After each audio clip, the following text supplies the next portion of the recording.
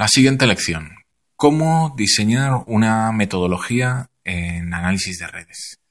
El siguiente paso en una tesis doctoral, en una tesis de maestría o en cualquier tipo de investigación, ya sea de consultoría o de investigación académica, tiene que ver con el diseño de la metodología.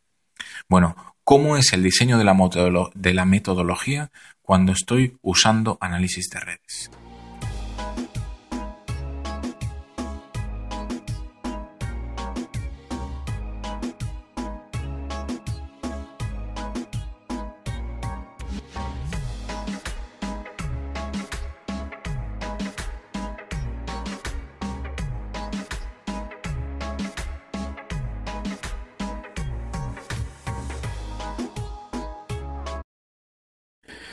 Estas son las preguntas claves que nos tenemos que hacer antes de comenzar cualquier diseño metodológico.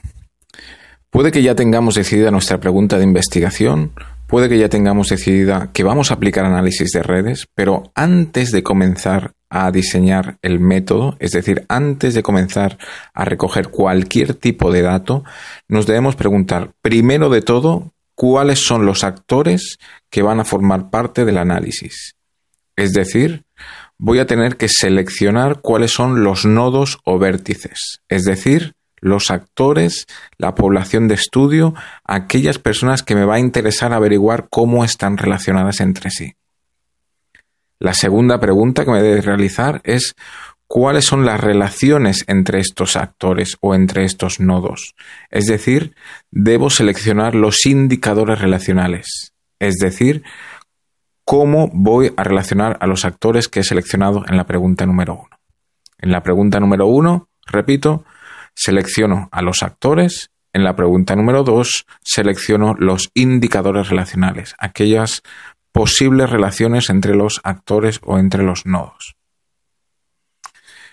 En la primera pregunta, ¿quiénes son los actores? Es un tema relacionado con la selección de la población de estudio. Hay dos grandes criterios para seleccionar a los actores que podríamos llamarlo que es como una técnica de muestreo, aunque el muestreo no es propiamente una manera de realizar análisis de redes, ya que lo que no me interesa es que este muestreo sea representativo de la población. En análisis de redes yo lo que estudio es una población y en esa población yo tomo una serie de fotografías de sus redes, pero normalmente no tengo la intención de que esta fotografía la pueda yo generalizar a toda la población. Es decir, los resultados que voy a obtener van a ser indicativos de la población específica a la que estoy estudiando, es decir, de los actores que he seleccionado. Bueno, ¿cómo selecciono estos actores para realizar un análisis de redes? Hay dos grandes criterios. El primero de ellos es el criterio realista. Es donde los actores estudiados son los que ponen el límite de la red. Es decir, yo no puedo estudiar toda la población de Barcelona, no puedo estudiar a todos los estudiantes universitarios.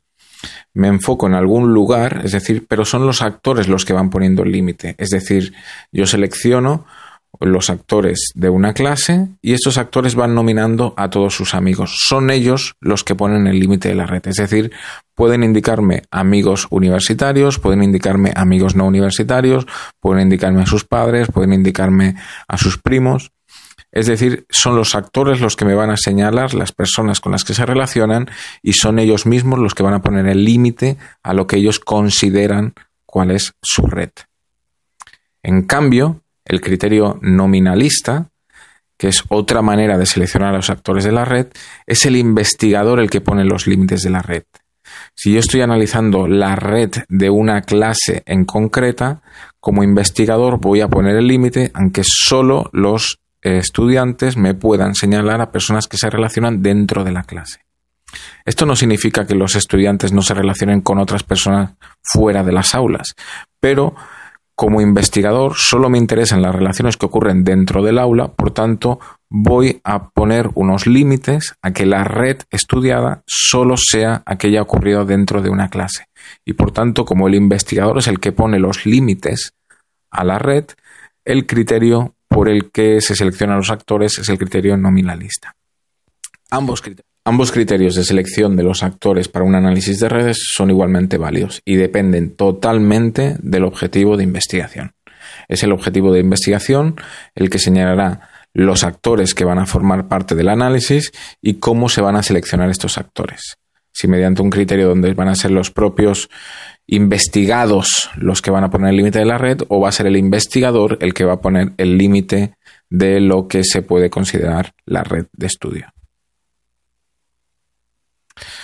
La segunda pregunta relevante y clave antes de comenzar cualquier diseño metodológico es cuáles son las relaciones entre los actores que voy a estudiar. Es decir, me interesa cuáles son los indicadores relacionales que voy a investigar.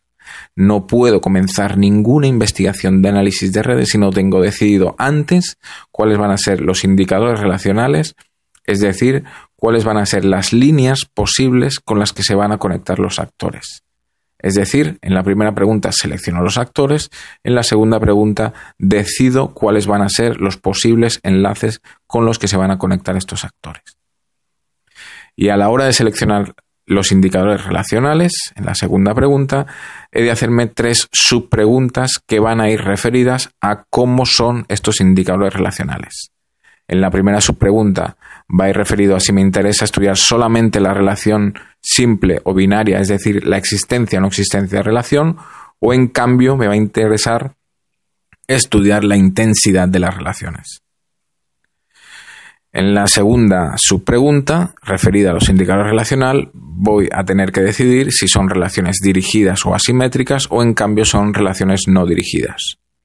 Un ejemplo de relaciones dirigidas o asimétricas: ¿a quién le presta usted dinero? Son unas relaciones de ida o de vuelta, es decir, hay una total asimetría o una dirección en la relación. Yo le presto dinero a alguien, pero esa persona no necesariamente me tiene que prestar dinero a mí, por tanto hay dirección y asimetría.